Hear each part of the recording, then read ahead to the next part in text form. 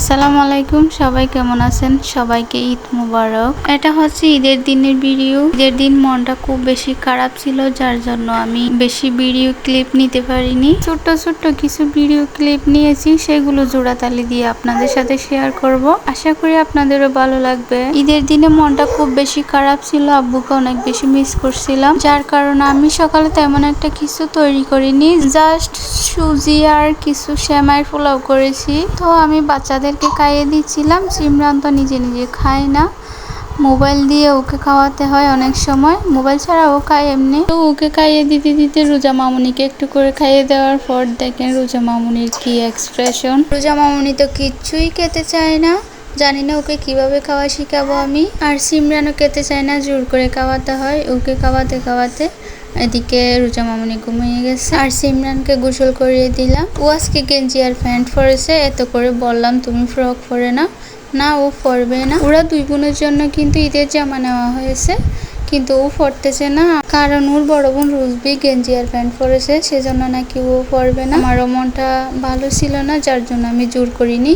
রোজা মামুনিকেও কিন্তু আমি নতুন ড্রেস পরাইনি, ভালো লাগছিল না, এই জন্য খুব বেশি আব্বুকে মিস করছিলাম সত্যি। আর এদিকে দেখি বাবাটা চলে যাচ্ছে ঈদের নামাজ পড়তে ওর দাদু ভাইয়ের সাথে। মাশাআল্লাহ বলবেন, কি সুন্দর লাগছে তাই না? ঈদ তো তাদের জন্য তাই না? ঈদের খুশি তো শুধুমাত্র তাদের জন্যই, আমাদের আর কিসের খুশি? আমরা তো বড় হয়ে গেছি। বের হয়ে দেখি আমার ডেকসিগুলো শুকাতে দিয়েছে, কোরবানির ডেকসি আর কি, কোরবানির মাংস রান্না করবে এগুলোতে। এখানে ছিল আদা, রসুন, সরিষা, ফুসটা, আরো কি কি যেন বাদাম ছিল।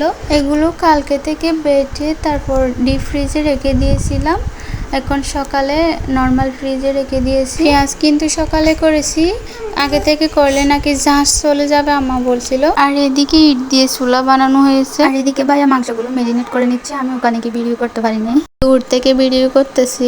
প্রায় 55 কেজি মাংস রান্না হচ্ছে। মোট 3টা পাতিলে রান্না হচ্ছে, একটা রান্নাঘরে আর 2টা বাইরে।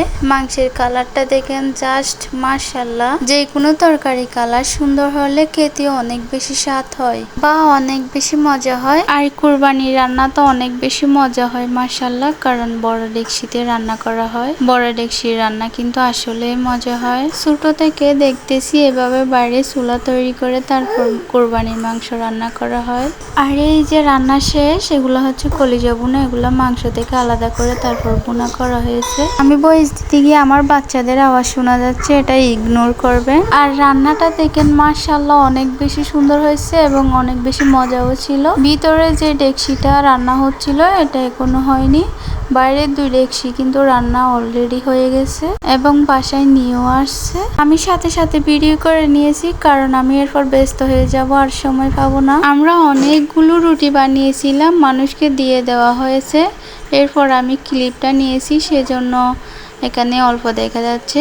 রুটিগুলো অনেক বেশি সফট হয়েছে। এটা প্রায় রুটি বানানোর 5-6 ঘন্টা পরের ভিডিও। তারপরে দেখেন এখনো কতটা সফট। আর এটা ছিল ঈদের পরের দিনের সকাল। দেখেন কি অবস্থা, যে এগুলো পরিষ্কার করবে তার কি অবস্থা হবে। ভাগ্য ভালো আমার একটা ভাবি আসছিল, উনি আমাদেরকে অনেক বেশি হেল্প করে। আর সকালের নাস্তা তৈরি করতেছি, জাস্ট কিছু লুচি তৈরি করেছি, বেশি কিছু চলবে না, এখন তো শুধু মাংসই চলবে।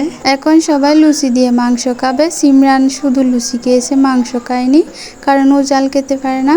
তারপর ও ড্রাগন খাচ্ছে। দেখে ড্রাগন ফলগুলো ওর দাদু ভাই আনছে, এর আগে খেয়েছিলাম, একটু মজা লাগেনি। এগুলো মজা ছিল, খাওয়া যাওয়ার মতো ছিল। আর রোজা মামুনি এদিকে ঘুমাচ্ছে। তো আজকের ভিডিও এই পর্যন্ত।